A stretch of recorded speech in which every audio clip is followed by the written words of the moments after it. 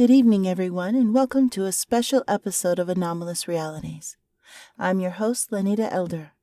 Tonight's episode was pre-recorded due to time differences with my guest, Clark Datchler of Johnny Hates Jazz. He's a singer, songwriter, and a highly evolved conscious being. Thank you for listening, and I hope you enjoy the show. I know how busy you are, so I appreciate you taking the time, too, so, yeah. It's important. It's really important because you know what? There's not enough people are asking serious questions as the like that you do. I know. So I want to make the time for it, of course. Yeah. There's been a lot of things going on globally. There's been so many things. Yeah, I think one of the things that has been on my mind a lot is the Paris Agreement and what's going to happen with that now. Yeah, now that we have Trump as our president-elect, and he's pledged to withdraw the U.S. from the deal, that could just kind of be, a huge problem. It's going to make it, nearly impossible to accomplish if the United States doesn't cooperate with it. Yeah, quite right. I mean, it seems to me that obviously best case scenario is that he once again does a U-turn, which he's done on numerous other issues already.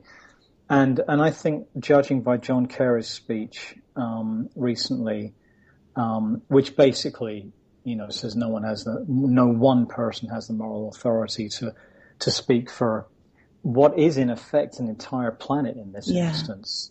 I think is very pointed, and I'd be really surprised. I have to say, I'd be really surprised if he, or rather we should say they, because it's really who Trump brings in with him that is of equal, if not greater, concern. I'd still be surprised if they actually pulled out of it lock, stock, and barrel. I would be. But you know what? I was surprised by the result of the election. I'm sure you were. A lot of people were. I was surprised by the vote over here for leaving the EU. So what a weird time it is. Wow. It is. And it's very strange. I think it was very unexpected. And, there were so many rumors, that it was going to be rigged the other way, that, the election was, votes were being, switched and all that. And I don't know if it was all smoke and, mirrors or what was going on, in regards to that, because it seems like it just did a complete shift. And I don't know if maybe some of the last things that came out about Hillary right near Election Day is what swung it or what? I don't know. Do you know what? It's a great question because you never really know. I was thinking about this regarding the referendum over here as to whether to remain in the European Union or not. And actually, you never really know how much of this stuff is predetermined already and whether our votes really are something that truly count or don't. It reminds me very much, obviously, as you'll remember clearly, the defeat of Al Gore, 2000, wasn't it? Yes. Oh my gosh. I was actually thinking about that when this happened because it was stated that, she had won the popular vote, but he got the electoral votes. That was exactly what happened when Bush was elected into his first term. And the funny thing was we sat up all night that night waiting kind of on pins and needles, just like we did with this election.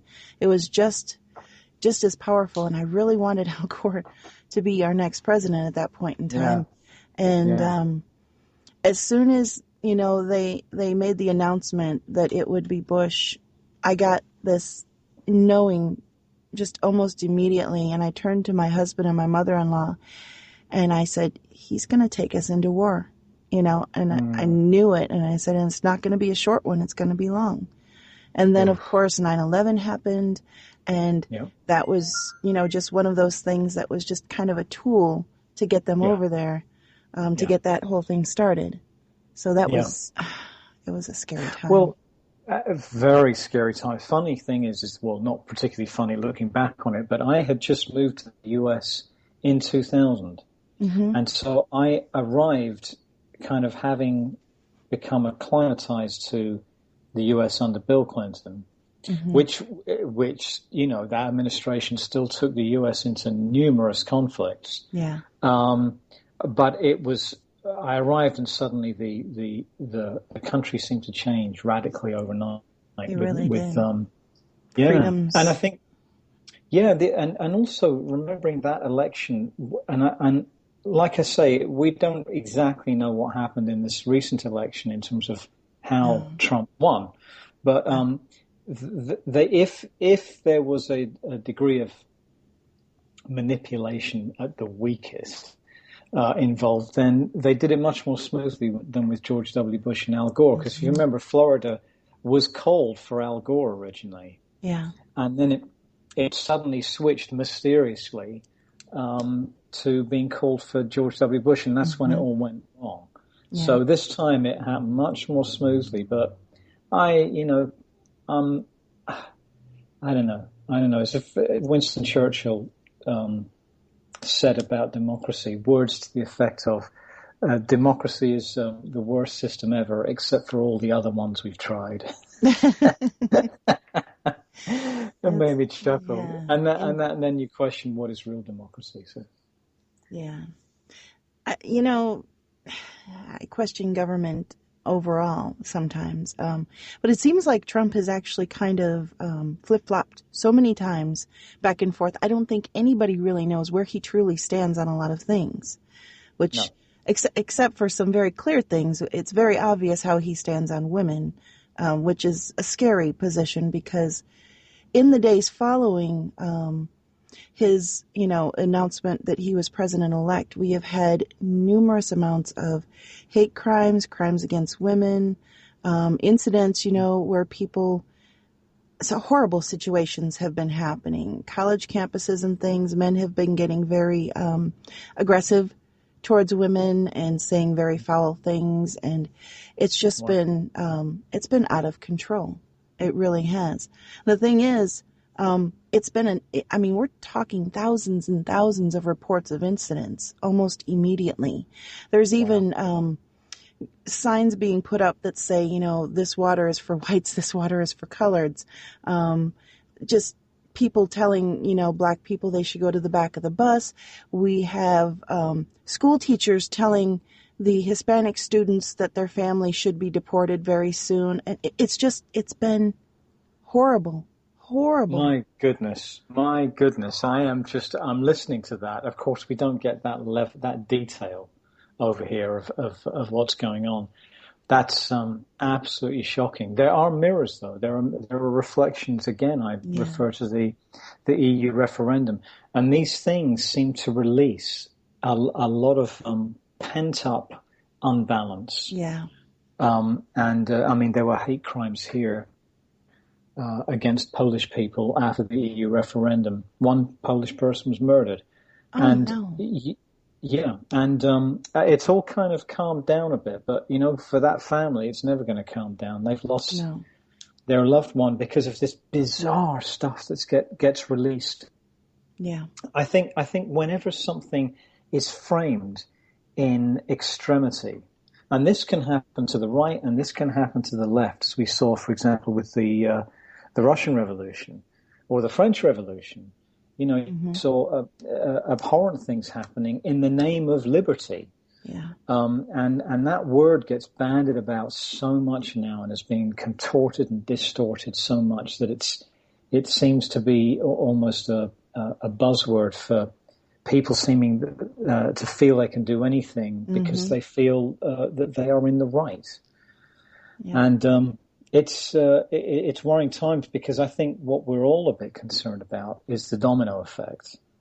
yeah, There's no doubt that Trump's victory has lent credence to the far right's possible victory in France, and if that happens, we're in trouble. We're in trouble because that means the EU is going to unravel, and that means catastrophe. yes, So we've got to kind of hope that Trump is really is all mouth, and that yeah. actually inside there is someone who is going to be much more nuanced. But let's hope.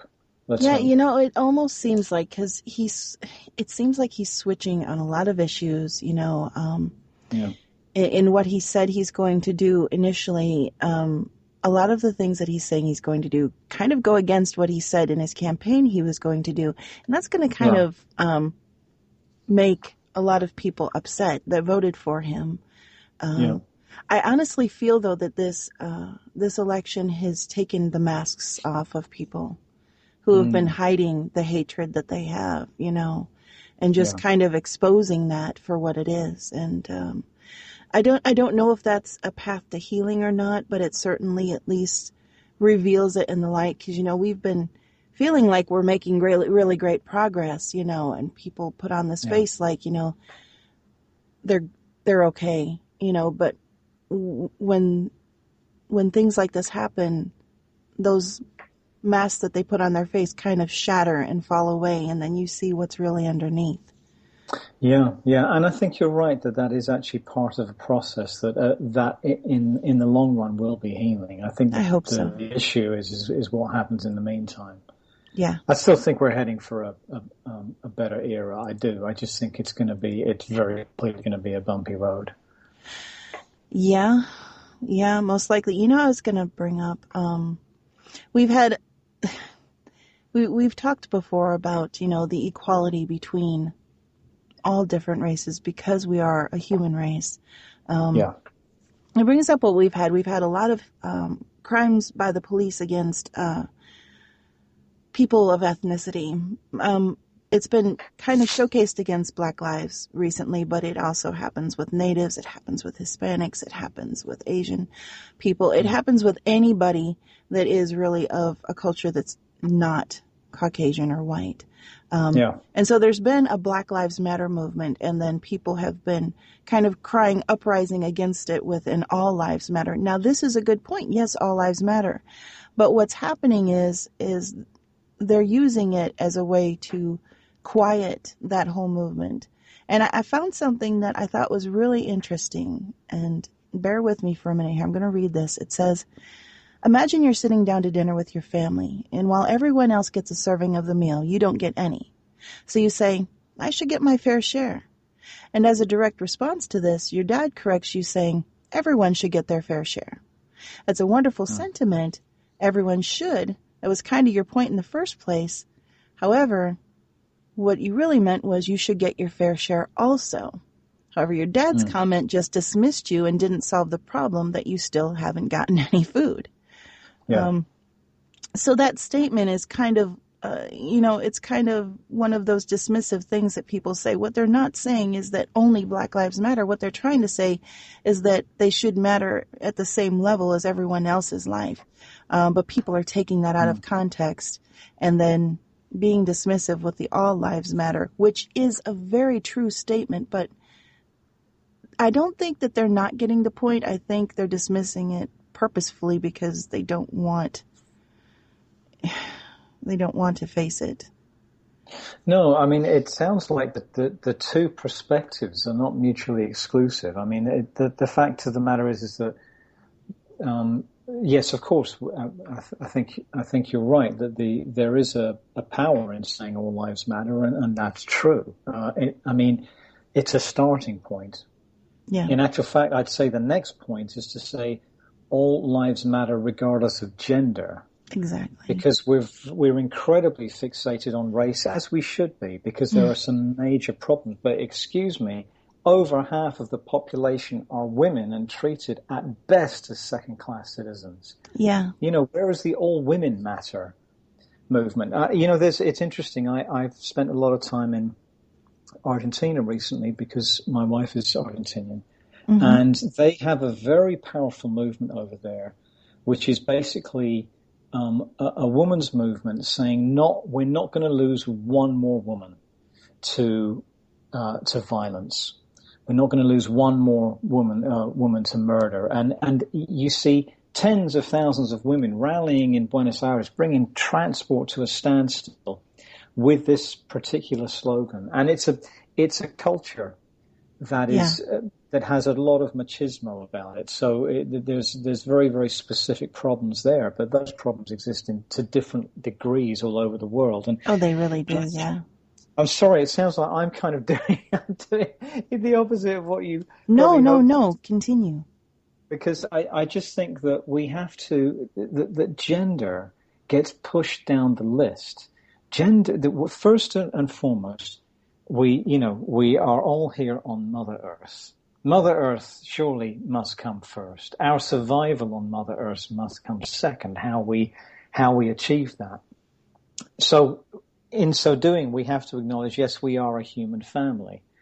The next step, I would say, is that we are, as everything in the universe seems to be, born of a union of women and men. I'm not talking about, different kinds of different relationships that people have. I'm talking biologically, that's the fact. Mm-hmm. So, I really think that we need to put much more focus on how women are suffering domestically, out on the street, in the workplace, whatever it is. And then we need to look at, obviously, matters of race, but let's not have one overshadow the other. And right now, I think there's all kinds of overshadowing happening. Oh, yeah, there is. I think the Black Lives Matter movement is incredibly important, and it's spread to here and other parts of the world as well. It's incredibly important. I mean, obviously, we're seeing the news of the police brutality in the US against African Americans. We're not seeing much of the police brutality against Native Americans, and I think that, or Hispanics, and I think that that's very interesting. I think that The actually, media. It's the yeah, media. It's happening. It's just it's not being shocking. covered. Yeah. Right. So there we've got another dynamic. So it's a tough one because I agree with you. All lives matter is kind of a blanket statement, which basically, tries to Just extinguish dismissive. all these other flames. Yeah. It's Yeah, like, no, we're not all equal here. That's a fact. We've got to address this. exactly. So yeah, the media. Don't start me on the media. Well, you can because you Mm. probably. Yeah, I mean, it's a manipulation. I mean, everything that, when you say, how the Black Lives Matter is being the focus in the media, that's exactly right, because there are crimes being committed against other cultures, but it's not being exposed in the media. For instance, the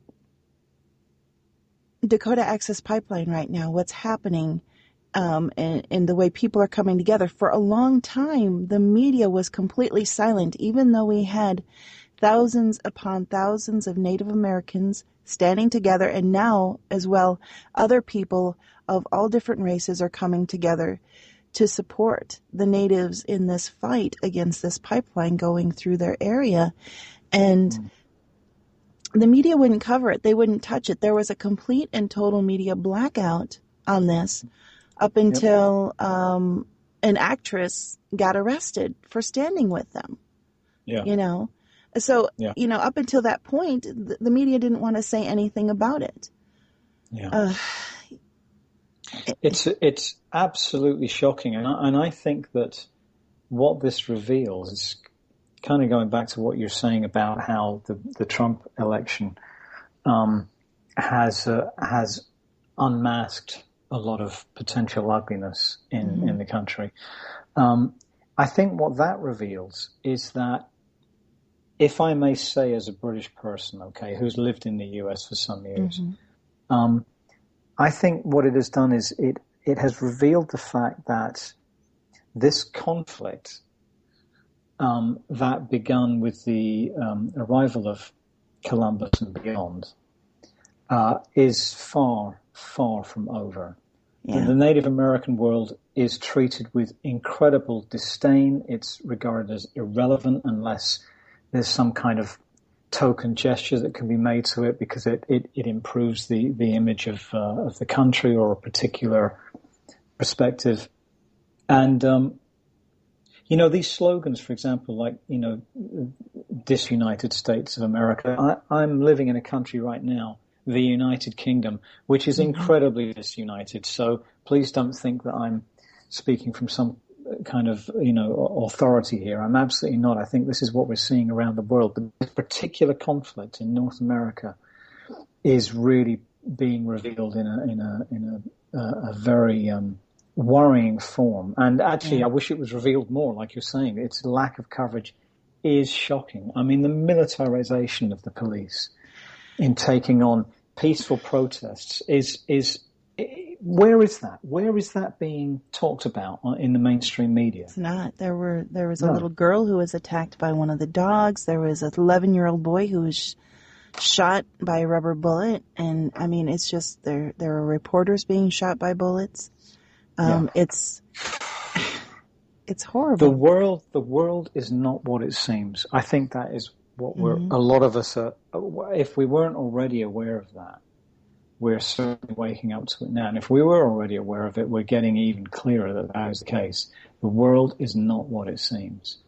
And that's the weird thing I was going to say, to kind of throw a kind of a bone of contention into this discussion, Mm-hmm. Anita, and that is that we think back on Barack Obama's presidency, and Mm-hmm. for me, I feel that he was an incredibly, and still is, incredibly important symbol, and a very Yes. likable individual.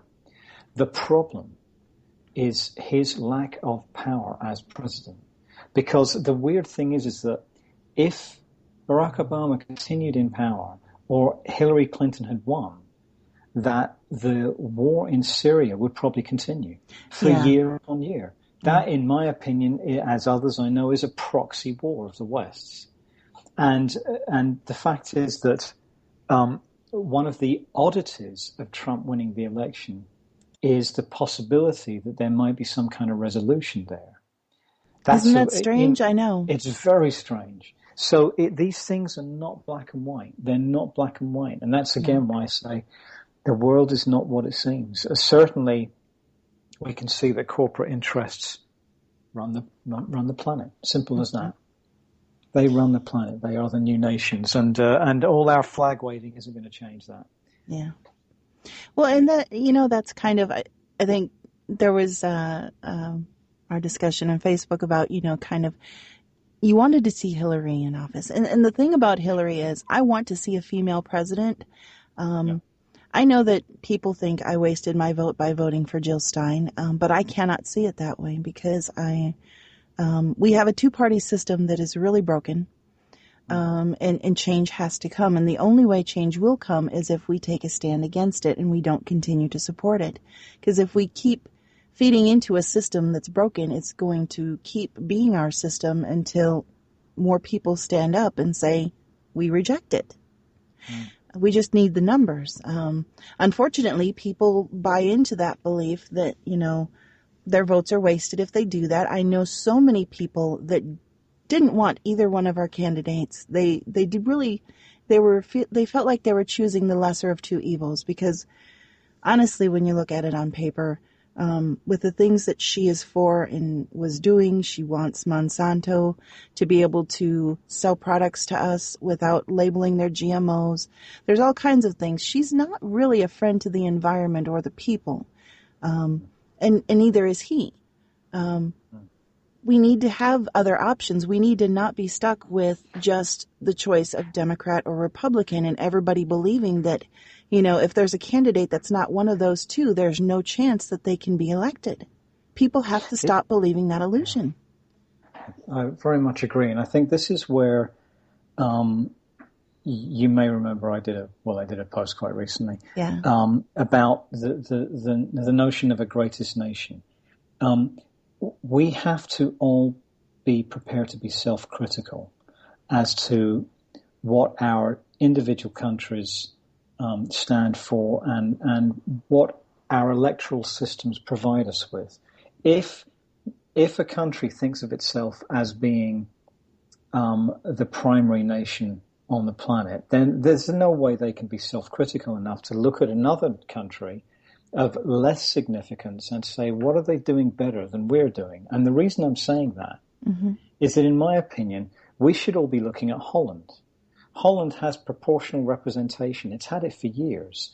That means everyone is represented in government. Now, you have to pass a certain threshold. It's not like one person can vote for the tractor party and then the tractor party's member is in government. No, but once you get past that threshold, you give everyone a voice. Now, of course, the argument against it has always been, yes, but then you might let fascists in.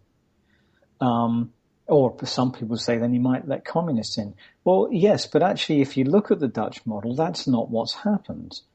Even if there's been an extremity here and there, the main bulk of their government is made up of relatively mainstream parties, including, should I say, the Green Party. Mm-hmm. In that system, Jill Stein would have a voice in government. It wouldn't be down to this one party with one leader. That's an interesting thing about the US system. You're voting really for a leader. Mm-hmm. I think we all need to look We're very truly carefully. A republic more than a democracy. We're more of a republic. That's a very interesting definition, Lisa. And I think that's why we should really look around at other countries and say, what can we learn here? You would do that if you were talking about other subjects, whether it could be healthcare or environmental issues. You'd look at Germany in terms of environmental issues. You'd look at California in terms of environmental issues. You'd look to them to learn. But, I think when it comes to just the notion of democracy, we've got to go way beyond a three-party system. We have to have a revolution of government. And that's why I think proportional representation is the way forward. I honestly do. Yeah. My husband actually just wrote a book about our government process, and he actually suggested in there that, when we run an election, instead of having set as a party system, everyone runs as an independent, and they're voted on based on where they stand on issues and not based on what party they are. That's an interesting idea. That's a very interesting idea. Yeah, certainly. That's a very, liberal in the most positive sense, a very liberal approach to it. Everyone would be free to actually wear pin their colors to their mast, so to speak.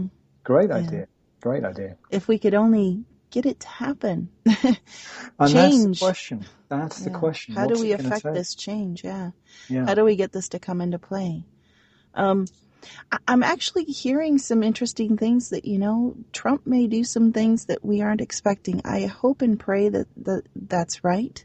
Yeah. And that, we're not, he's going to do things that we're not expecting. Mm-hmm. Because it's being suggested that he ran on a lot of platforms opposite of what he actually believed in because he was trying to get a specific vote. Yeah. Yeah. And it worked. Whatever he did worked for him. Yeah. Did you see his interview of many years ago in the 1990s? I'm sure you did. I probably have. When he talks about running for president, and he does it with completely tongue-in-cheek, and he said, if I was going to run for president, I'd run as a Republican. Mm-hmm. Because the people who vote for the Republican Party are the most naive, gullible people out there. Exactly. They'll believe anything. I know I'm probably, for any Republican listeners to your show, they're probably deeply offended by that. I didn't say that. He did. He said it. President-elect said that.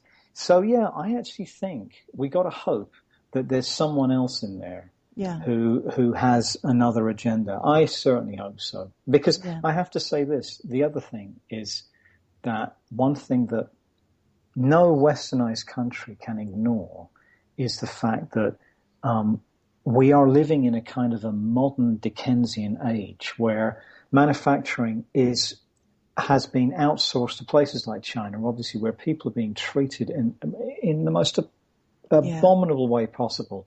Just like Dickensian Britain in the 1800s, when Britain was the preeminent industrial power.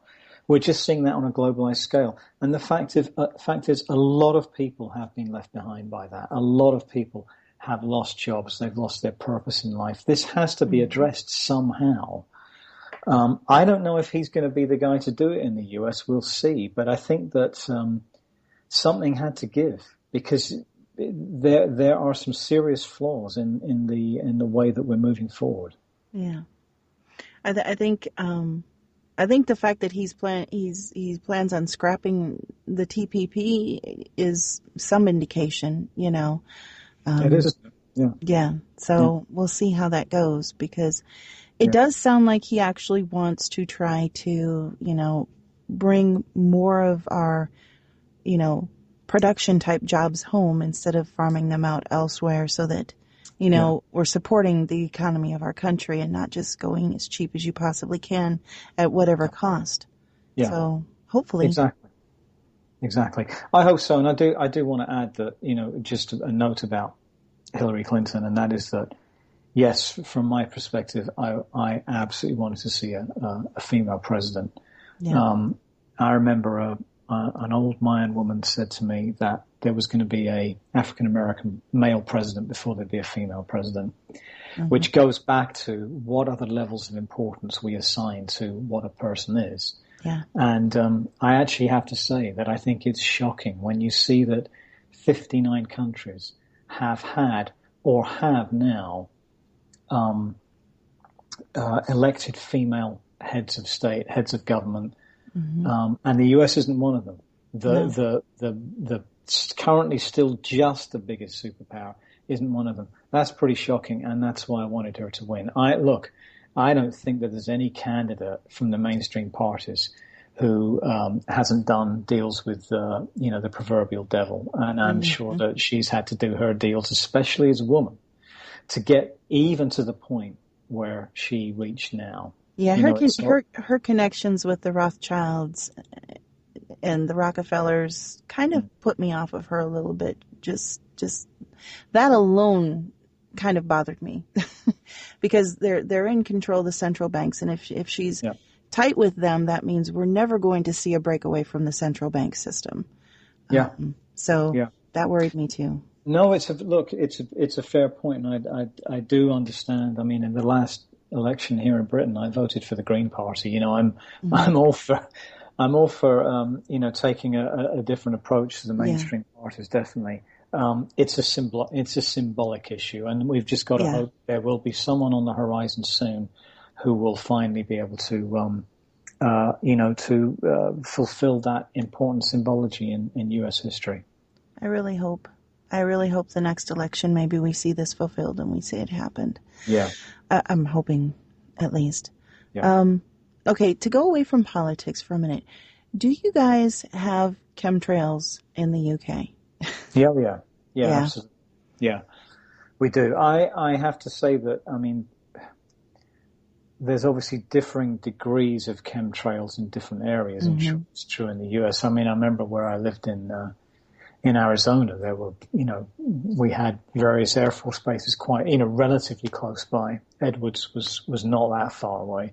Right. And so there were a lot of chemtrails around.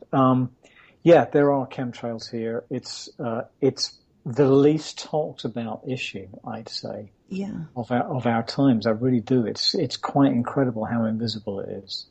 Well, a lot of people, when the topic first came up and people started really noticing that these aren't contrails, these are different, and they actually eventually turn into clouds, there was something interesting I found, and I wonder if I can find it again, that the British government actually ran a program for seeding that they used chemtrails. Unfortunately, it ended up with some horrible flooding that resulted in some deaths, and they scrapped that program after that.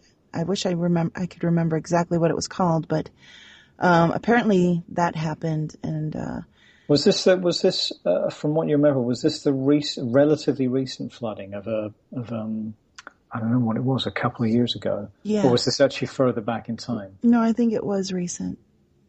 Yeah, I mean, the flooding here when that happened was unbelievable. It was, it was a very worrying situation, and paradoxically, we haven't seen anything like that since. Yeah, Now, it hasn't been that long. We know the weather is changing, so what is responsible for what is a question, but there's no doubt that that was so extreme. I can well yeah, buy into the idea that it was down to in part human manipulation, definitely. yeah.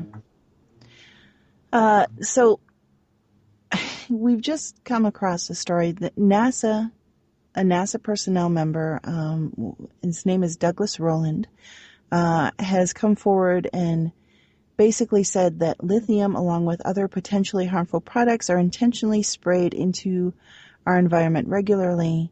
The official explanation for why NASA is spraying lithium, a pharmaceutical drug used to treat manic depression and bipolar disorder, into our ionosphere, is that it would be easier to accept their explanation that they're trying to help people not be depressed if they weren't so secretive about it.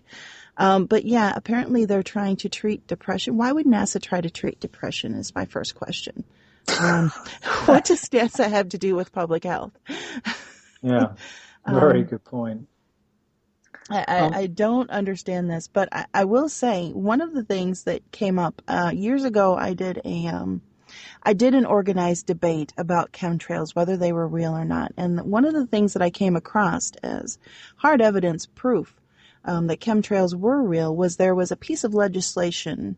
It was probably back in 2005 or six that was being proposed into to be law, and in it, it was a Space Weapon Authorization Act, and one of the space weapons that they were going to regulate was chemtrails. Mm, So they wow. actually listed chemtrails as a space weapon. Wow. So they're really at that point. When it's in legislation, it can no longer be denied. And of course, people continue to deny it because most people weren't aware of the legislation. But that, for me, was pretty much proof beyond any reasonable doubt that we weren't imagining things, that they are spraying things in, that they're turning into clouds. And goodness knows people get really sick, when their area is heavily sprayed over for an amount of time. I've heard it causes fluid in the lungs, which probably is why there's been a rise in bronchitis Mm. in the areas. But yeah, I think the one thing that I do want to understand with chemtrails is it seems to me there's two different potential purposes. One is to obviously manipulate weather, hmm and I can see that that's only going to continue because the more wayward the weather here on Earth becomes as a yeah, result of climate change, the more they're going to be able to justify their actions by trying to control it by human intervention. The hmm other thing that I think is this is the other aspect of it, and that is to what extent is this meant to create a docile populace? yeah. Is that what the purpose is in part? Is to dull the senses. Well, lithium Um, is good for that, isn't it? yeah, yeah, precisely. So it's a. I come back to this. I think that we live in an illusion in terms of how we perceive hmm our human societies, and I think that the more we buy into fallacies of. I mean, I've said this before, and I'm sorry if I'm repeating myself, but one of the greatest fallacies of all to me is nationhood. hmm Because although, yes, if there are important differences with different areas, the United States is not the same as Saudi Arabia. But these are tools that are divisive, and I think they divert our attention away from what's happening to us as a humanity.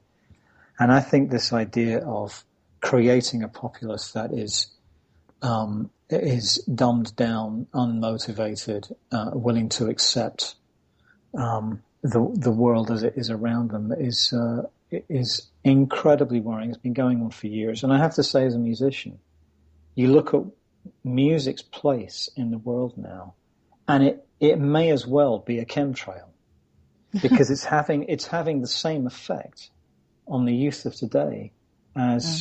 as a chemical sprayed from a 747. We're living in very dangerous times. There's all kinds of devices used to dull our senses and to make us compliant. Yeah. So that's my bigger concern. Actually, is actually how it's affecting us psychologically. Yeah, and I find that really interesting because, I constantly wonder, how people can sit back and, not wake up to what's happening around us and not take action.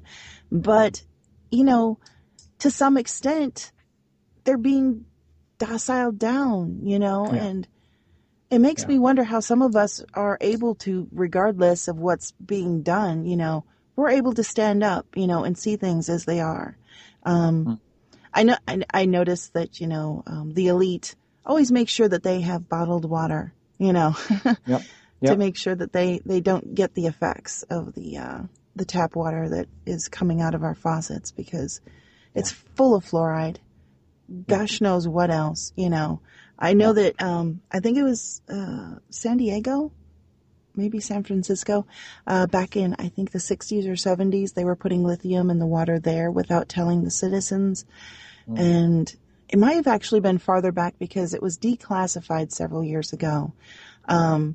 But yeah, they were running tests on the people by putting lithium in the water, and I think a couple of other drugs that were hallucinogenic, just to see, what it would do to them. And they never told the people about it. And people are so trusting of their government. They think they'd never do something like that, but they did. Once it was Mm. declassified, it was exposed that they did. you know, Goodness knows what else is being done, Yeah. through these types of manipulations. And it's a miracle that there are as many people awake and aware and conscious right now. Yeah. Perhaps we're evolving, becoming immune to the manipulations. I'm not sure. I hope so. It's a very Yeah. hopeful perspective, and I think that actually could well be true. Mm. Again, it's the journey that we have to travel first to get there, which is going to be the interesting one. Now, to go away from this for a minute, I went and looked up today, just where we're at as far as, our species die-offs are happening. And Mm. I was completely floored. Just this year's, and this is just like incidents alone. Oh my goodness. There have been so many. I mean, there's more than we could possibly, if I tried to list all of them in one show, it would be impossible to do. Mm. Um, Let me see. Let's go back to January. 40,000 cattle killed, thousands of fish, massive die-offs in fish, Yeah. 25,000 birds killed to the avian flu, 100 plus tons of fish die in the Dong Nai province in Vietnam. This is all in the first week of January. Yeah. Tens of thousands of dead starfish wash up in Sussex in Hampshire. Yeah. Let's see, thousands of dead fish in Florida, 4,000 plus dead cattle in Colombia. We're still in January. My 700,000 goodness. birds killed due to the avian flu. 100 plus whales stranded, 45 dead on the coast of India. 5 giant sperm whales dead in the Netherlands. Thousands of dead fish wash up in Brazil. We're still in the second week of January. I mean, you see where I'm going with this. It's Yeah. insane. 500 camels died from a mysterious disease in Kenya. We are Oh my having a goodness. horrible effect on the country of this, the animals of this planet. Just, Yeah. it's, it's unbelievable. I couldn't even believe what I was reading. Monkey Uh, die-offs. Monkeys. yeah. Yeah. I mean, just and these are things that are, you're telling me things there that some of those I was absolutely not aware of. And then you think about, for example, something that gets a tiny bit of publicity, and that is Mm-hmm. the demise of the orangutan, Yeah. as a result of palm oil production. This is absolutely shocking. And what amazes me is that as much as there's a lot of people who care about it, and I know a lot of people working very hard on the ground Mm-hmm. to afford, these different beings protection, it amazes me that the system that we have in place on Earth actually has no compassion, has no empathy. I know. It literally doesn't care. And that is a frightening thing. That is a It's scary. frightening thing. Oh. So this goes back to the illusion of democracy, because there's obviously another agenda going on, Mm-hmm. and we don't vote for that agenda. No. It just happens. Yeah. It is the law. It happens. And obviously, you mentioned the Rothschilds, etc. That kind of is a Yeah. can of worms in itself. I But honestly feel like no, they're the puppet masters pulling the strings of the leaders. yeah, and I mean, I think that we should even be thinking possibly beyond that is Yeah. who's behind them, and then you Yeah, get into and the well, idea you'll of never know that. I mean, those kind of no, people, the people that are beyond above them, would be people that you will never ever know their name. You no, know, you will never no. know who they are. Um, so, you know, I remember I spoke to someone, an author once, who said, you know, whatever you see that you're being told in the media, if someone says, you know, something's happening somewhere, that's not what you need to be paying attention to, because it's always a diversion. Yeah, yeah. So I'm sure that they are also a diversion away from, you know, other people or perhaps beings that are in power. Because who I think, knows? yeah, I think the beings thing is actually an interesting question because that really comes down to the purpose of humanity, doesn't it? Yeah. What are we here for? And just how illusory is it? Um, I'm open to that idea that this is Yeah. not a human instigated situation. Well, there are Um, certainly lots of ancient texts that, you know, suggest that in our very, very ancient, distant past that, you know, there were many visitors that came, but, you mm, know, the stories of the Anunnaki that are written in the Sumerian text suggest that we were actually bioengineered, you know, to do a specific task for them, you know, to mm, mine, to gather things they needed. And I think at some point, if I remember right, we rose up, but mm. it's also said that they're coming back. So I don't know about that, but it's just devastating. I just saw another. Look, 150,000 penguins died after a giant iceberg became grounded in Antarctica. 150,000 penguins. I can't actually conceive of that number. These numbers are just too great. And No, the this thing is, is I'm oh just goodness. barely touching it. I'm just barely touching it. I mean, that was Mm, just like into February, and I didn't even name a third of the things that happened. yeah. It's scary. It's literally frightening and mind-boggling what's happening. And what do we do now? Are we past our critical state already? What can we do? I know we're looking at the Paris Agreement. I know it got ratified today, right? Mm, yeah. But how do we fix this? It's a great question because I think this actually comes down to something much more fundamental. Yeah, it's very interesting. You've actually mentioned animal deaths because we could obviously talk about other life forms, plants, Hmm. but I am incredibly pained when I see how we treat animals, whether it's appearing to be accidental die-offs or it's in the slaughterhouse. You know, I think the way we relate or don't relate to other life forms on Earth is a terrible indictment Hmm. of humanity, unfortunately. So I think that I can't see how we can tackle these issues purely with legal agreements when we're not actually looking at what is causing it, and that's something in our own psyches that is broken. Yeah. How we regard animals is as a commodity, a disposable commodity, and I think that has to be addressed before we can even see the value in saving 150,000 penguins. Hmm. Does that make sense? I mean, I'm Yes. sure it's not going to happen like that. It will happen the other way around, but actually, that in and of itself is flawed. We Yeah. have to. This all comes down to why is any of this happening, and if it is all human induced, then we have to look at what is distorted and contorted inside ourselves. Yeah. Our attitude to animals is something that the wise people of the indigenous world could tell us much about because we have lost it. Yeah. Well, we're industrializing everything. We've industrialized life, and Isn't that a and this is the sad result. statement? I mean, Yeah, that's so sad. yeah, it really is, and I think there are a lot of people though. This is the flip side, as you were intimating. There's a lot of people who are deeply uneasy at best, outraged at worst with the situation. Is the change going to come from a popular uprising? Maybe.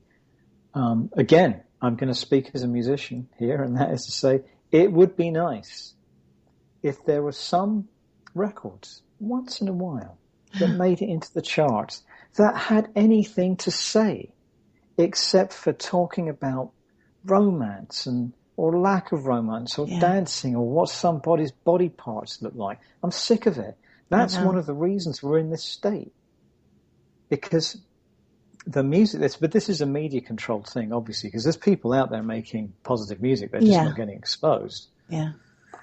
So, I think as we talked about before, though, I think we're coming into a time where hopefully that can change because people aren't limiting themselves to what is being put on the radio anymore. People are listening to independent music a little bit more because of the new sources that they can get it from, and so they're tuning into new things. So hopefully we're seeing a change in that, a transition. I think that I'm glad you are positive about it, Lenita, because I don't see it that way. And the reason I don't see it that way, I know this is going off a slight tangent, because what you're talking about in terms of animal diets is radical, but there is a correlation here. There is a tie-in. And the tie-in is what is in our minds. And what is in our minds is critical to answering the question of how we are even making an allowance for these animal die-offs to happen. And part of what is in our minds is affected by the media. And the fact is that streaming and downloading is controlled by a far smaller number of major media enterprises than existed in the 60s and 70s and 80s. And in the 60s and 70s and 80s, you had more music that charted, that got listened to by millions and millions of people that actually had something to say, more than you do now. And that is because the marketing power is possessed by those with money. Yeah. And that is the major labels, of whom there are 3 at best, possibly 2 now. There will be 1 eventually. I remember someone saying that to me years ago. You realize there's only going to be 1 major label in the future. And I laughed and said, you've got to be joking. But it's going to happen. What do you predict it's going to be? Well, it'll be Universal. Okay. But who's Universal? Vivendi. Who's Vivendi? They're supposedly a French company. Well, are they really? What is? Right. We don't know who these entities are, but they're all used, in my opinion, to suppress freedom of thought, suppress potential rebellion. I really think that is why we've got the state of the charts as they are. I don't disagree with you that people are listening to independent music, and that's all wonderful. But the fact is that we're still in a very controlled situation. I would say possibly even more controlled. And now for a sweet treat to take us into the break, an acoustic version of Shattered Dreams by Johnny Hates Jazz.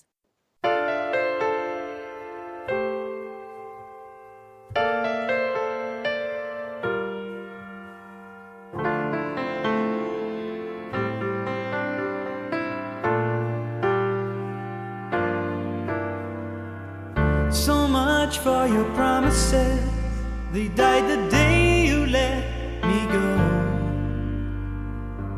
Caught up in a web of lies, but it was just too late to know. I thought it was you who would stand by my side, and now you've given me nothing but shattered dreams, shattered dreams. Feel like I could run away from this empty heart.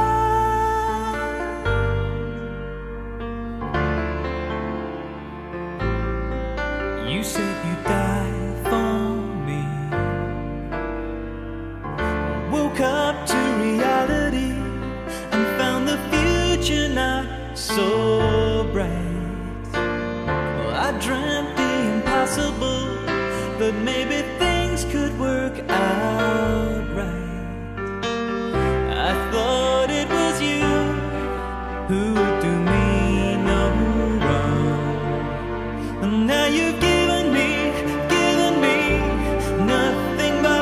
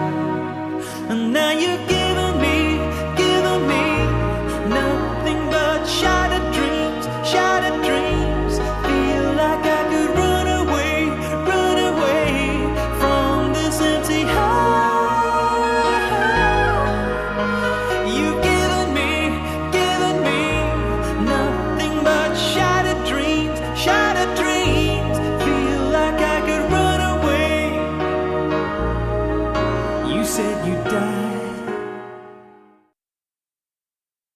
Okay, so now that we're back, I thought it was interesting. You kind of made a point about the animals, but in contrast to that, we do have a concern over what's happening with our plant life.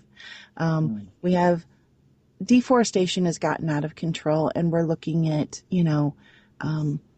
danger zones coming up very soon, especially at the level that it continues.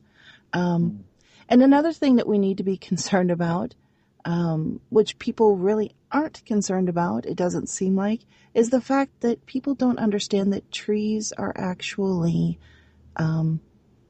sentient in some form. And I don't think people understand that. I think there's probably reason for that. I'm sure they don't want people to understand that because they don't want people to empathize with plants and trees. But they feel pain and they communicate. They have a language that they communicate with each other, which means they are sentient. And people don't look at them this way. And I think when the time comes that people actually start to really connect with this, it may actually shift everything a little bit better.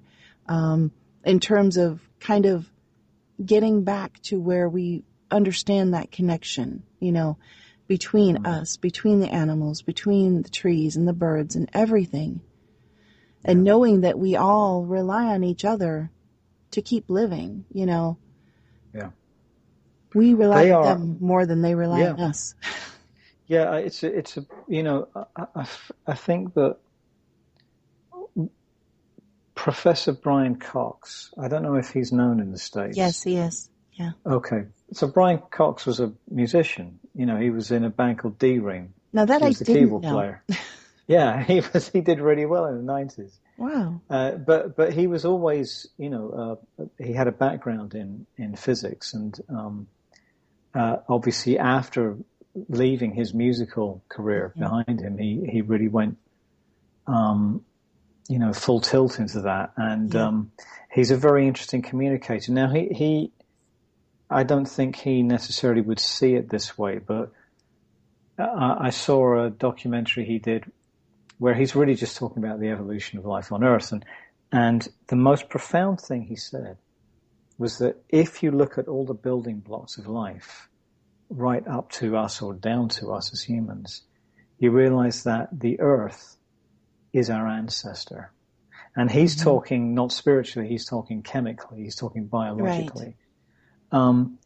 Trees are our ancestors. If someone wants to look at a tree and say, no, it's not a sentient being, they cannot argue with the fact that we evolved from trees. We evolved from plants. We did. All life did. So for me, though, I look at it a little bit differently, in as much as I remember many years ago, I was actually in Northern California, and I was looking at my hand with its splayed out fingers, and then I looked up at a tree and at its branches, its splayed out branches. Yeah. And I reminded myself that my hand evolved from that tree. That tree, this is one of the things I love about the indigenous perspective on this, is that the trees dreamed of being able to move around the planet as we do now. They dreamed us into being. They're rooted they are rooted into the heart of the earth. If you look at the roots that go into our own hearts, the veins, they are roots. Mm-hmm. And it was through lifting their roots out of the earth and transplanting them into a heart of an animal is what gave them the freedom to start to explore and have more choice. And here we are, the current end result of that, humans. They are our ancestors. And, it's very hard to convince someone who doesn't want to see them as sentient, that they are sentient. But you don't have to convince me, because, this again comes down to what is in your heart and in your mind. Mm-hmm.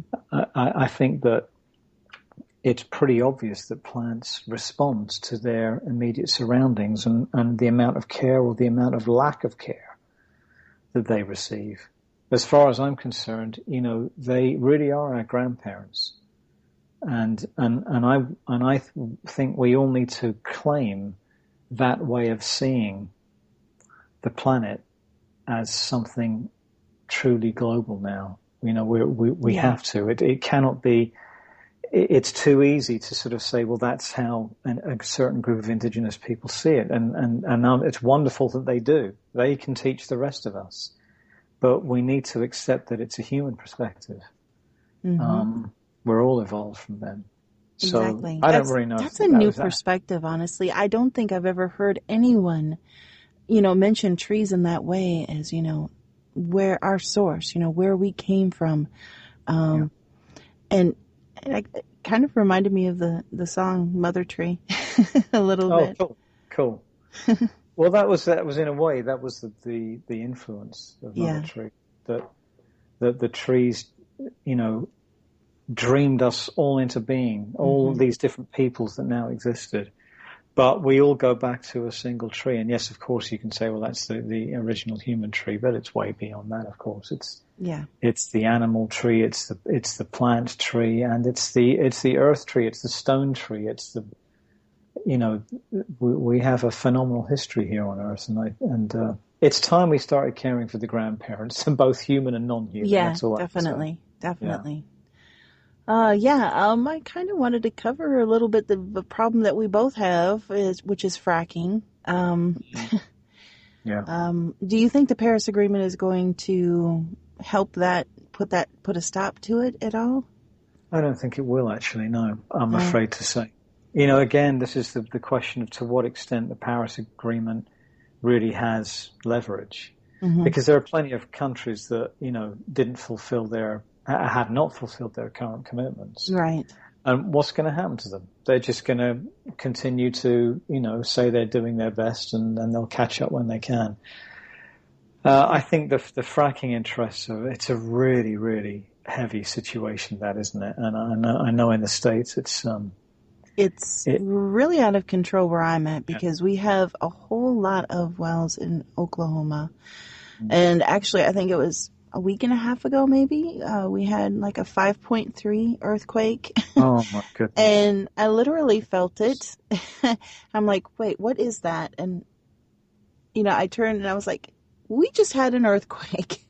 Yeah. And sure enough, we look it up, 5.3, which is pretty significant. But what I've learned is that Oklahoma now has more earthquakes officially than anywhere else in the world. That's incredible. Yeah, that's scary, is what it is.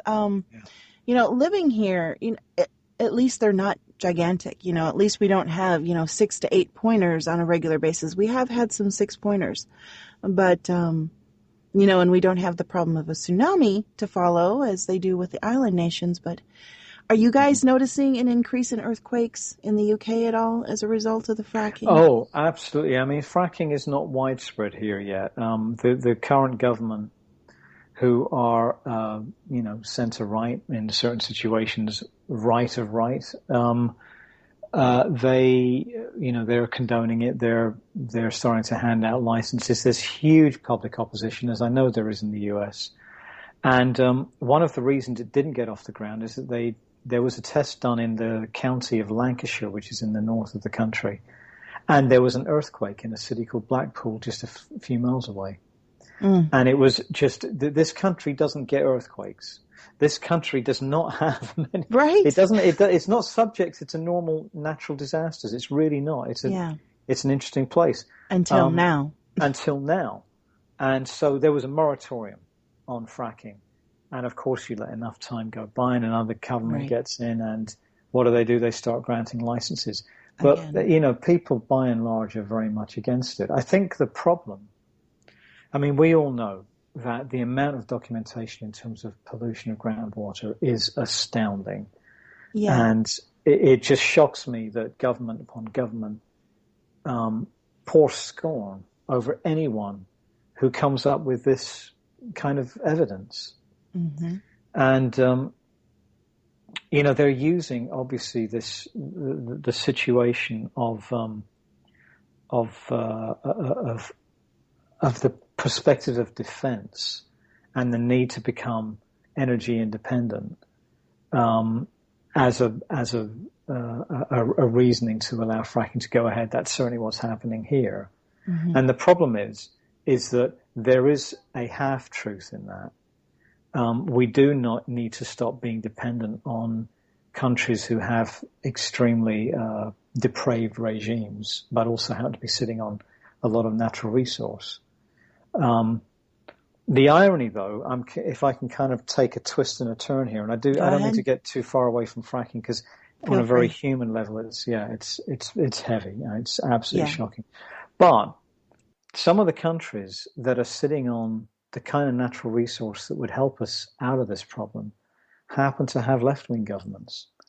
And you get a government like in the US or the UK or Germany as well, and they don't want to promote that, because those governments are not into they're not into free trade.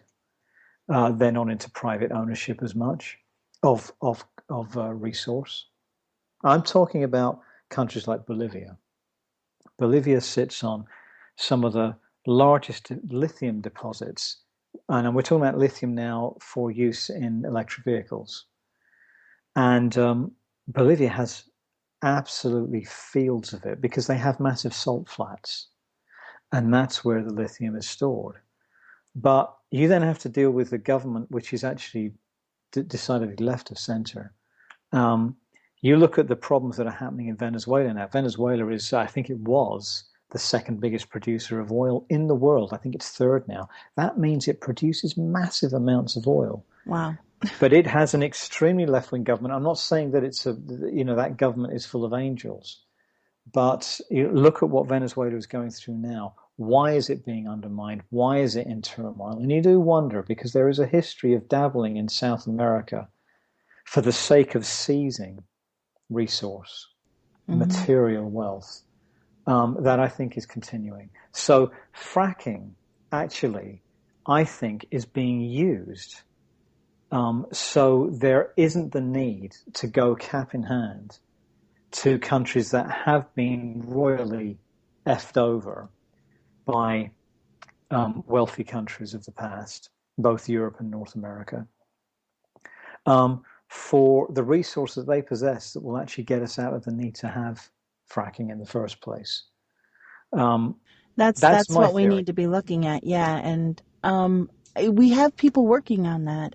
Elon Musk has been working on, a solar city, the new technology that he comes out with, which is, a whole new type of solar roofing. Yeah. Yeah. I mean, at least he's making some good strides, towards helping us kind of get towards, renewable, clean energy sources. And so shockingly, I think because he's already, one of the super wealthy elite based on how he's worked himself up, he's not getting suppressed the way most people do when they come up with a new invention, because they're usually silenced and quieted, but because he already has power, that doesn't work on him. Yep. I think you're absolutely right. It's a very good point. Very good point. In any kind of ruling class, I know we don't like using that word anymore, of course, but the fact is when you deal with an elite, they see themselves as a class. Yeah. In any kind of ruling class, the whole Europe went through this thing where they dreamed of something called the Enlightenment. And the Enlightenment saw a world that still had monarchies, but they were monarchies that were trained from birth to lead in a balanced and just way. And in some ways, Elon Musk is kind of a self-appointed member of a different kind of Enlightenment. You're right. He is part of that echelon of wealth and power, but he's using it, it seems, for the most part, for very positive purposes. And I really commend him for it. However, it looks like he wants to take it off planet. I'm sure. Have you heard of his plans to colonize Mars? Only loosely speaking. Illuminate me, please. Well, he's got this plan, where he wants to basically try to make Mars, someplace where people actually live. However, of course, only the wealthy and the elite will be able to go because it'll be roughly $200,000 minimum for the ticket to get there. My goodness. So, My goodness. you're probably only going to have the elite going, but it kind of makes me wonder, if we get rid of all the elite and they're all off on Mars, does that mean that we get to take the planet back and we get to fix it? Because when you think about it, who are the people that are destroying the planet? The people in charge of the corporations. They're tearing it apart so they can run all their companies and stuff.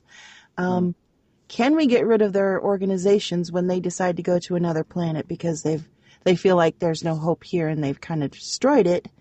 It's kind of like the garbage toss away ideal. They use it as much as they can, then they throw away Earth and find a new planet to go fix and, beyond. But can we, as a human race, those that are left behind, can we fix it without their influence here? Is that something we could possibly look forward to?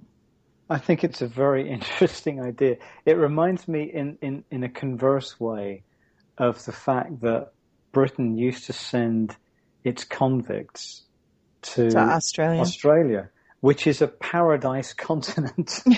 So they sent them away from a country which has its fair share of rain. It's a lovely country and it actually has far more sun than people give it credit for, by the way. But nevertheless, they were shipped there. Of course, when they got there, it was it was a terrible situation. But there is a great irony in the elite didn't go there and think this would be a nice place to live. They sent their prisoners there. Are they insane? So it might happen that way. I quite like that idea. The problem is with any of these situations is, and then this is kind of why South America is a good analogy. Is that it depends on how the people who are left behind to control things are rewarded. Yeah. For example, and this is true actually in any nation that's been dominated by an exterior force, it's always an interior force that is rewarded well enough to suppress their own people. The exterior force have to do very, very little, as long as they reward those local, whatever they are, doms or lords or armies. So that would be the question in terms of who's left behind that are, at the beck and call of those that have gone to Mars. But it would be great, wouldn't it, if they went up there and they can then lead whatever kind of life they want to lead, and we can get them to a more balanced Earth. Yeah, I would love that. I'd like to have some hope. Some hope that we might get freed a little bit from the people that are trying to constantly just tear everything up to get what they want, and forget everything else, forget the consequences. Do you know what? I really hear that, Lenita. If I may just add to that, because the word hope is an incredibly powerful word, and we all really, really need it. It's so easy to sit here and say, things are going downhill and it's going to lead to our demise. I don't think that's going to happen. No. But I do think we need to we shouldn't be using hope in an empty way. I'm going to give an example. Okay. Again, if I may say, President Obama very much used the word hope in his two elections. And obviously one of his book titles had the word hope in it. And it's very important. How he articulated it in his book is incredibly important.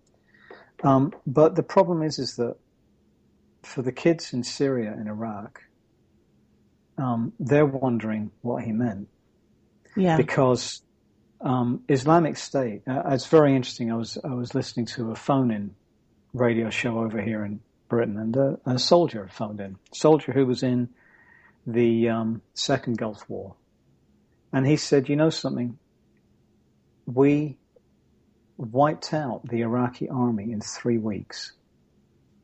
And they're telling us that we're incapable of wiping out Islamic State in the same amount of time, twice the amount of time, 4 times the amount of time. They're saying it just can't be done. This could have been over so long ago. So hope for one set of people is despair for another. Mm-hmm. And that is what has got to change. We have to have, this comes back to this notion of global hope, and really what is that hope built on?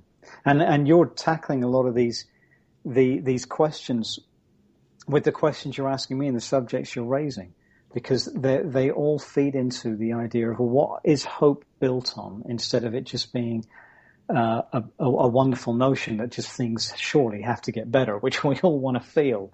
Yeah. And that's where, for example, Elon Musk's ideas are really valuable ones. Or, the questioning of chemtrails and what their purpose is extremely valid, and why fracking is such a terrible idea, and why Black Lives Matter and Indigenous Lives Matter, et cetera, and female lives matter. These are all what we should be building hope upon. And that is truly a balanced society on Earth, where women and men, all races, are regarded as equal. And then we have to work on how we regard animals and plants as other sentient beings. I think the most important thing is we understand that building hope means action. Yeah. In order to build hope, you have to take personal action, and that means making mindful choices, using your voice, making a difference in whatever way you can. I agree with that. If people don't take action on their own personal level, how can they actually have that hope? Yeah. You have to be a part of the change that you want to see. Yeah. And so, that's the thing everybody needs to understand, is that, you're not going to actually have hope if you don't create hope, if you don't work towards hope, if you don't take those steps you need to. And it doesn't have to be, all-encompassing of your life. It can be small steps, but every little step makes a difference. That's beautifully said, Anita. I really, really agree with that. And it is finding our own ways of doing that. I mean, it's one kind of unusual example is the focus on the amount of food wastage by supermarkets. Yes. And the incredible step that France took to make it illegal for their supermarkets to throw away food which is past its sell-by date. It has to be given away to people who need food, because that food is often still in perfectly good condition, as we all know. When those of us who remember a world before use-by dates will remember that you actually have to look at something and observe it to know whether it's actually still viable or not just look at a date. I thought that was a brilliant step. That kind of thing that's a wonderful thing. That was legislated upon. Yeah. And yes, it's one small issue, but actually I heard that and I thought that, God, I wish they'd do that over here. Yeah, I was thinking the same thing, and actually that was on our topic list, and you just beat me to it. Oh, really? Okay. Really, yeah, because I'm looking towards, a future where we see all countries kind of falling into that, because in the United States, 40% of all food that's produced goes uneaten. 40%. That's just huge, especially when you consider exactly how much food we produce, because we make a lot. Yes. In the U.S., supermarkets and grocery stores tossed out 43 billion pounds, or $46 billion worth of food last year. And most of it isn't rotten or past its expiration date. That's the thing, So even if you could reduce it by a little percent, but I think they're so afraid of, taking care of people, and they figure, if they give this, then people won't come to the store or buy it. And that's not true, because certain people just want to have what they have. As long as they can afford it, they're going to buy it, because they want fresh, they want new, they want to have what they choose. This is only going to help the people who actually need the help. We have so many people going hungry in this country, and, when you think about all the money that we have going into wars, we could feed our people and house our people. There would be no homelessness if we took even half of our war budget and put it into our people. It makes me ill, honestly, thinking about it. The priorities are so messed up. When on a planet of 7.5 billion people, life gets progressively cheaper and cheaper. Mm-hmm. That's the sad thing about this. But I totally agree. It's interesting you mentioned war budgets and really how that could be, diverted towards feeding people. Mm-hmm. It's staggering, isn't it, that we have the amount of money we do for wars that then you have to ask yourself, who is causing those wars? And I don't mean causing by action. I mean, who is engineering them? Why are we actually fighting? This goes back, I don't know if when we talked before, if I mentioned a incredibly important film called Why We Fight.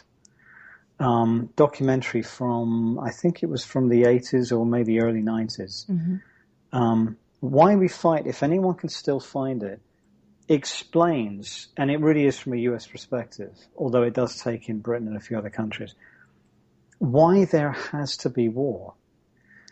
Your economy in the US is built on war. It will collapse unless you go to war. This is what everyone's got to get to grips with. That's why these conflicts emerge in different parts of the world. And you think, how the hell did that happen? And why are our troops being sent there? Well, they're being sent there because our economies depend on it happening, which is a shocking truth. That's horrible.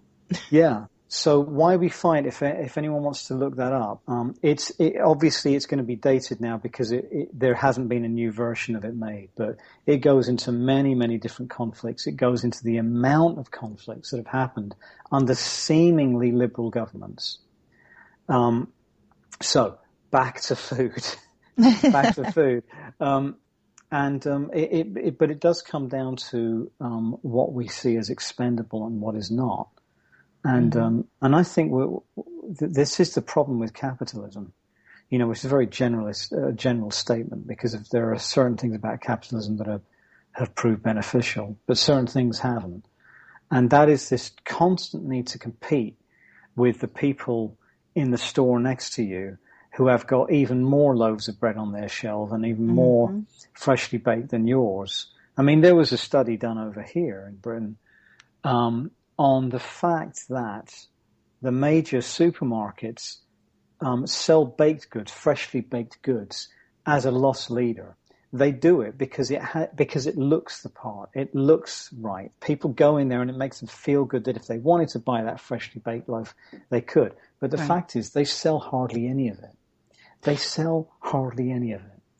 And that is a valuable resource that is being used up and is not being given to people who really need it. So, I don't know if you agree with that, but I do think I'm not. Capitalism it has had some very terrible consequences actually. Yeah. So there you go. Well, yeah, I mean they overproduce. Let's just say they overproduce, and that is why they end up putting so many chemicals in a lot of the food, is so that it stores for a long period of time because they're making more than they need. Yeah, precisely. And of course, those chemicals are getting people sick. They're giving people cancer. I honestly wonder about that because, we didn't see cancer up until a certain time period.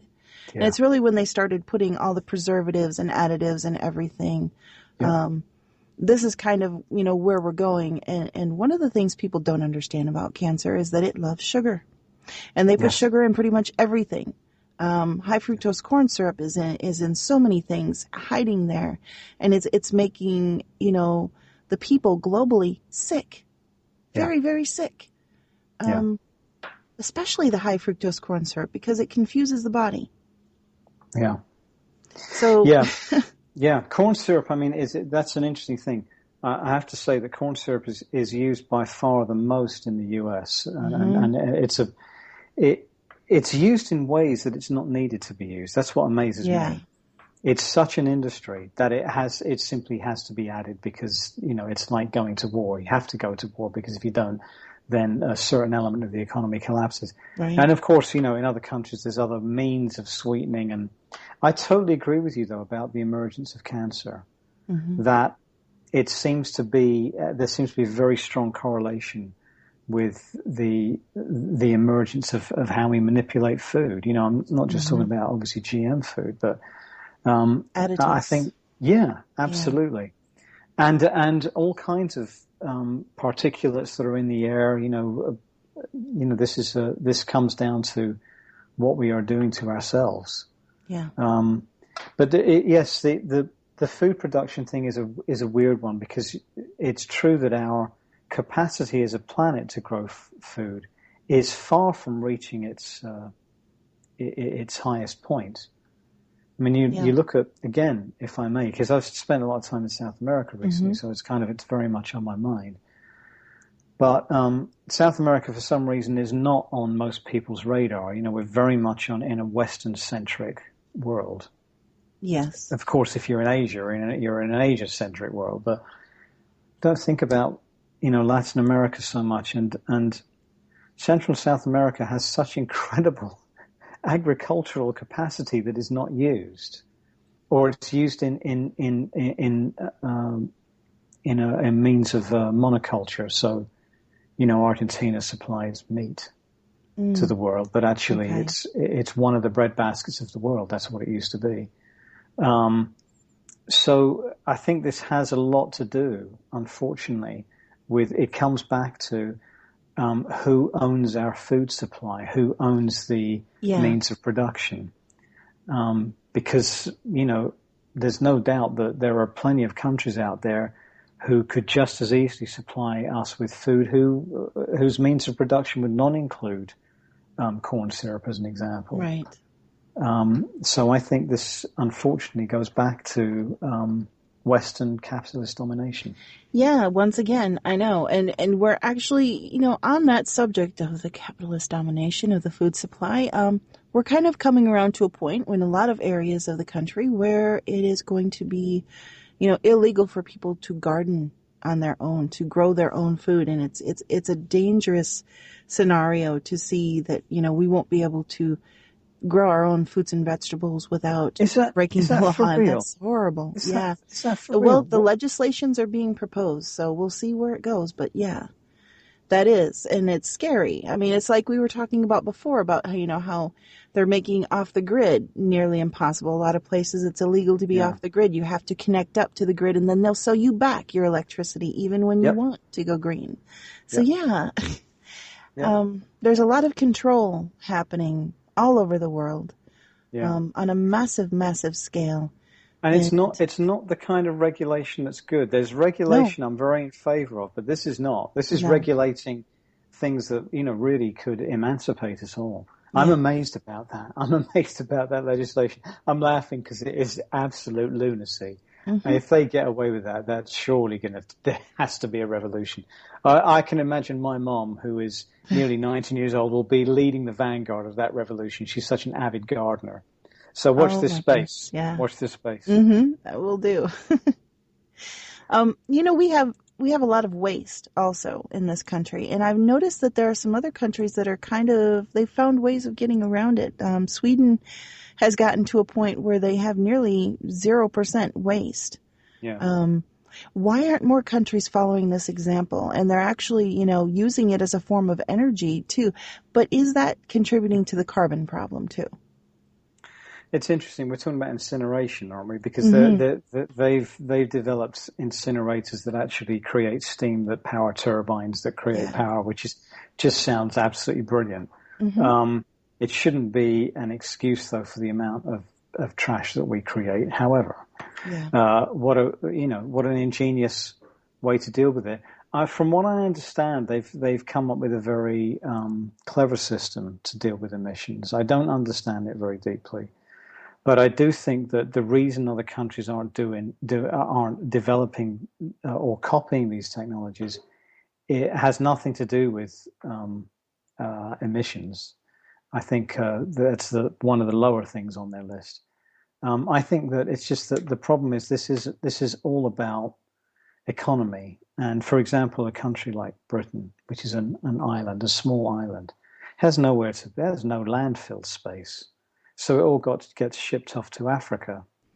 But all of that is part of an economy that ties Africa into it as well. And it's a horrible situation when you see the piles of garbage, the mountains of garbage that comes from Britain. that kids are sifting through in Africa. That's horrible. To just find things that they can maybe sell for a little recycling to afford a little bit of food. It's absolutely disgusting. It is. So I think this is the cool thing about the Scandinavians, though, is that they've always had this sense of being dependent yet independent. They really are there. I mean, they have aspects now that they're having to deal with that is not very positive, that is a result of that attitude. But I do think in general, they can teach us a lot. They often are at the forefront of these technologies. I'd be very much in favor of really going into that in a big way. I think it's a great idea. I think all countries should be looking at it, honestly. And now, are they the ones that also have the zero waste markets where, there are there's no packaging anywhere? You go in and you bring your own jars and containers, and you buy food in bulk from bins and things. So there's no waste whatsoever created by the market at all. Yes, well, in some of them, I don't think in any one of those countries that's a nationwide policy. Okay. But I think societally, they haven't left that idea behind that I think probably the World War II generation were the last generation to really appreciate, where you don't need packaging. You don't need to throw something away that's wrapping a foodstuff. Or why not look after your own containers and reuse them? It makes complete sense, doesn't it? People have gotten really lazy. Yeah. Honestly, I mean, I know that may offend some people, but it really feels like they've just gotten kind of really lazy about everything to the point where they just want convenience in everything, and they don't really care about, what the consequences might be for it. Because we could see a system come up very easily, and I could see these, no waste markets really applying anywhere. They would be a wonderful idea to have. Where you just get the fresh food and you don't need, extra packaging. Just take care of it yourself. Do you know what? I really agree with that, and I think we've all become a little bit addicted to convenience in different ways. Obviously, there's a demand for that. We see that with farmers markets or places like Whole Foods, etc., where there is less packaging. Yes. But it still gives us a choice, and this is what bothers me. At what point should the choice be removed? Oh, yeah, I see what you're saying. I think there should be a choice, but hopefully people will willingly make the choice, to just reject it. And at that point, then it would kind of just dissolve altogether because nobody's interested in it anymore. That's extremely hopeful, and I don't ever foresee everyone rejecting it just because, the world is made of all different kinds of people, at all different levels. You're quite right. You're quite right. Here's a conundrum, though, which is related to this, and that is the conundrum of disposable coffee cups that all the coffee companies sell us. And these cups are not recyclable. No. That's the shocking thing about it. They are not recyclable. And when you talk to the representatives of the companies that manufacture those cups, they will tell you that it's a great product and it served the public well and the public really like it and all the rest of it. And I thought to myself, why is that even legal in this day and age? This is where the choice actually should be taken away from us. Because, I could go into my local coffee place with my reusable mug, which I do actually, and get them to fill it up. Even though to them that's like a real pain because I have a reusable mug too. Yeah, great, good stuff. But it's a choice we shouldn't have. I think actually, it should be that no, you've got to go in there with your own mug. I'm kind of into that. We're going to have to start getting, a little more extreme, I think, and because the fact is that we do have the choice right now. It would be nice to see the big supermarkets, the big coffee producers, as an example, following suit of the smaller independents. And I know some of them are. I don't mean to demonize them, because I know some of those companies are actually making moves in the right direction. But I would have thought a bit of legislation is called for here, where, packaging, certain kinds of packaging should be illegal, just as, plastic bags are finally in California, getting less and less use. Yeah. Yeah, I don't know. What's it like in the rest of the country? Oh, they're everywhere. But it is on a personal level, people are choosing differently. Stores like, we have a chain called Aldi, which they've gone completely organic. So they don't have foods with preservatives anymore, but they also, they don't have bags. So, they don't come with bags. You have to buy a bag if you want it.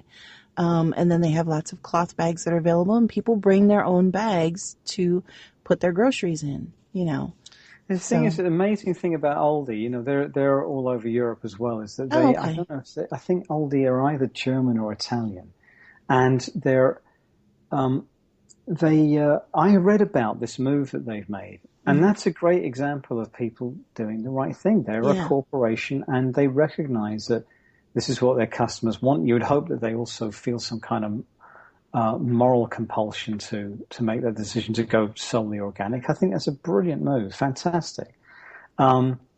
Maybe it will happen by choice with a lot of producers. I would just like to see. I just don't think they should be given the choice. Quite frankly, I think that. For example, with a coffee cup, it has to be recyclable. If you're going to give someone a disposable coffee cup, it has to be recyclable. I think that would be a good law. I think that would be a wonderful law, because they do exist now. Right. The ability, the technology, to create not just coffee cups, but, like serving things for even fast food. It's there. They have, biodegradable containers now and things. So. Yep. Some are actually where you can actually plant it and a tree will sprout out of it. Yeah. How wonderful is that? Yeah, exactly.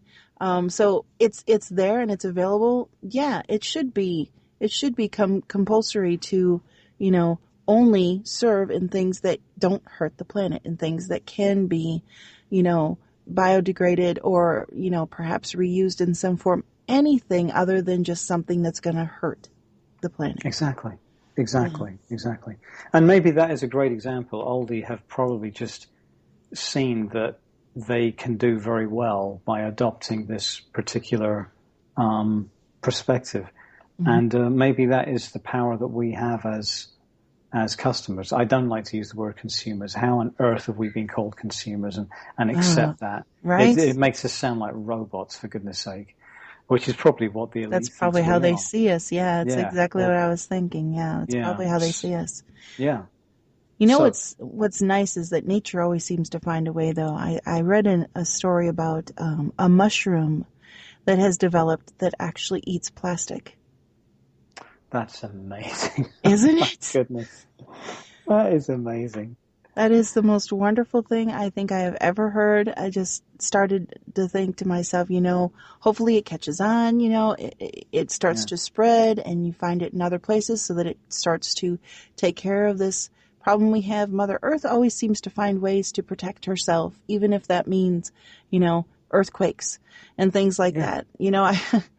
I've often used this analogy, but sometimes I feel like these great, volcanic eruptions and major earthquakes that we get are her way of kind of scratching at us and saying, stop hurting me, Yeah. Yeah, I agree with that. And it's interesting because you do see climate scientists often saying how surprised they are at the speed of recovery that different parts of the Earth experiences once it has actually gone through something cataclysmic, that the Earth has a recovery rate much quicker than they had anticipated. And so that example of the plastic-eating mushroom is a great indication of the intelligence of the Earth. No one's going to tell me that that's a chance evolutionary step. That seems like pretty quick thinking, if you ask me. Yeah. So the things like that. Once again, I'm going to use that word, but they give me hope, that we can maybe see some change, that we can maybe fix the problems that have come up over these last few generations, with just so much waste, this throwaway mentality that everybody has of everything's, just toss it to the side when you're done with it. And hopefully we can totally fix agree. this. I think that there's a really, if I may just add one thing to this, and I think part of the fixing process could be this. We live in a very ageist world. It's certainly in the West, where a lot of the focus is on young people. And that's especially true of the media. It's not that young people are demanding that, it's just what's being foisted on them. And the thing is that, for example, when there are protest movements, it tends to focus on the fact that young people are very heavily involved. But for some reason, we don't hear very much from older generations. And the reason I say that, and the reason I think it is important, is that not everything that generates hope is of the present or of the future. There are things in the past that we have let go of and are dismissive of now that actually we should not have let go of. And I think those older generations, and we can go back even further to, the Native American world, the highest aspects of it, the Australian Aboriginal world, the Maori world in New Zealand, etc., who had incredibly sophisticated ways of seeing life on Earth and the societies that would be born from the design of life on Earth. We need to include those older people very much in how we see our future. Because, for example, this goes back to the simple thing about, how you package food. I often listen to my mom. I've listened to my mom much more than I ever did it before, as I've become older and a tiny bit wiser, because she would just have these really interesting ideas that were commonplace back then about how you preserve food, or how you make things in a certain way. That just isn't part of our world anymore. So I think that we need to let the old people speak and pay heed to what they have to say, and not just think that Generation iPhone has all the answers. That's a whole nother topic altogether, because people have really become, just kind of sucked so much into the world of the tech that they just kind of don't really interact the way they used to with people in general. And I think it's affecting the course of humanity as a whole, honestly, because of it. And I almost wonder where it's going, and what's going to happen with this. There's a legend, and I'm sure you've heard of this, of the Rainbow Warriors, that says that someday, the Native Americans will be joined by their, fair-skinned brothers and sisters who would in fact be reincarnated souls of other indigenous people who were killed or enslaved by the first settlers that came. And it said that these souls of these people would return in bodies of all different colors, red, white, yellow, black, and together, unified, like the colors of a rainbow, these people would teach all the peoples of the world how to love and have a reverence for Mother Earth. And this would be basically almost like the harbinger of an era of healing for the planet. And I'm almost thinking that we're starting to come into it now. That's beautiful. Yes, I'm familiar with the story, but the way you said that was very eloquent, and it's touched me. I think you're right. I think it is possibly happening, and I think the thing is that it's interesting that technology has its place. Of course, it does. It is all consuming at the moment, and that's worrying. I heard a speech given by an expert in cognitive behavioral therapy, CBT, who was just talking about how the brain works, and how he was asked, does he think the brain is going to develop at a faster rate in the way that we interact with technology now? And he said actually quite the opposite. he says, I think, well, we will continue to evolve, and we will evolve by being influenced by technology, but the indications are from his studies that our brains are evolving at a slower rate now. So, technology needs to enhance, not handicap.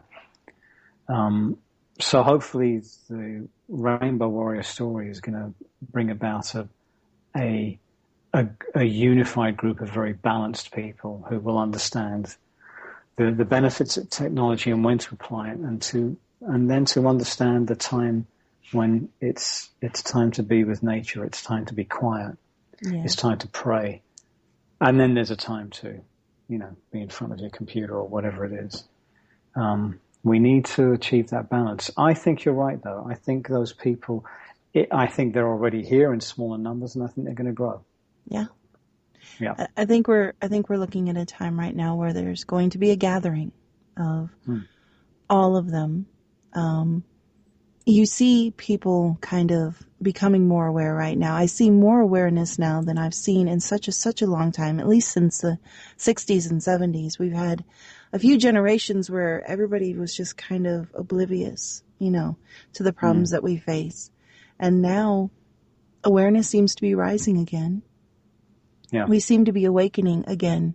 And hopefully this means that era is starting to come into fruition, and that these warriors are awakening, and they're going to be coming together soon, and we will be looking at a more peaceful, greener future for not only, for us, but for the generations that are to come. My grandson, who lives with us, and, I look at him and I want to see a world for him, where he's still able to see, the gorgeous trees and the fall colors. We have such beautiful fall colors right now. Oh, the great. trees have turned, and it's so amazing. I'm going to have to post a video later. Great, do that. Yeah. But, going back to the technology, it's important. It does connect us. Without that, would you and I even be talking? No. Right? No, we wouldn't, no. So this conversation would have never happened. So it does have its place. And it definitely is a tool, and perhaps a tool for change, Yeah. So I agree with that. I very much agree with that. I think it's, this goes back to the councils of old and how we as societies made decisions. And obviously in the pagan world, both young and old, both female and male, were equally represented. And that's, I think, the way forward. I think so too. Yeah, and I think those are the moments when you have to look back in order to find a way to move forward. A lot of the answers are there in the past for our future, as well as the advances that we're discovering, every second of the way now. Yeah. Yeah, it is indeed that's that great phrase, our ancient future. I really like that. I hope for that, our ancient future. You should write a song called Ancient Future. That would be amazing. Yes, I should. You're quite right. I'll that make would a be quick an note. Amazing song. I'll make a quick note on my iPad. Hang on. I don't have an iPad actually, but that was, tongue in cheek. Yeah. Neither do I. And there you go. Yes, our ancient future. That is what we're aiming for. That's what we're aiming for. That's where we should go. Yeah. Okay. We have been talking to Clark Datchler, and it looks like we're out of time. I would like to thank everyone for listening tonight. And Clark, thank you for being with us. Thank you again, Lenita. Wonderful speaking to you. All right. Good night, everyone.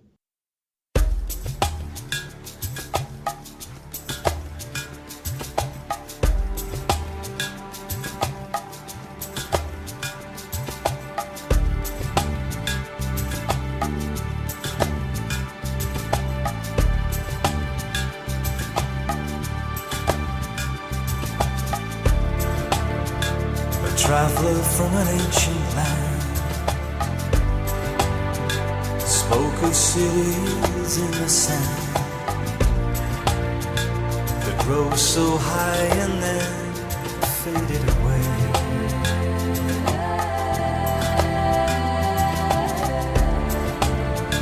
How Change is like a raging wind that lives and dies and lives again, and tests the very heart of all we dream.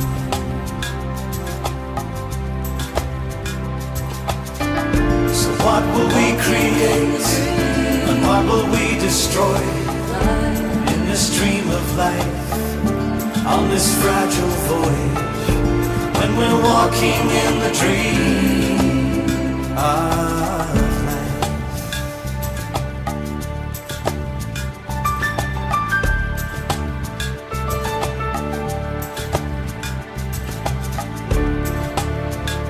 Uncertain is the open road, and where it ends I cannot know, until I see the sunrise one last time.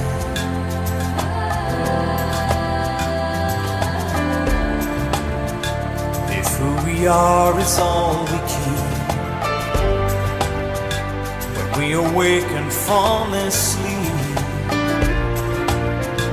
may we be proud of what we left behind. So what will we create? What will we destroy in this dream of life, on this fragile voyage, when we're walking in the dream?